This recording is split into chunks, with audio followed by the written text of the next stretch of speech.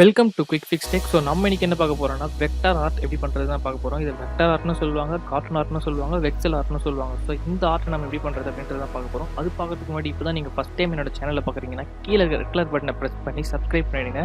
And பக்கத்தில் இருக்க bell பட்டனை கிளிக் பண்ணுங்க. உடனுக்குடன் அப்டேட்ஸ் உங்களுக்கு கிடைக்கும்.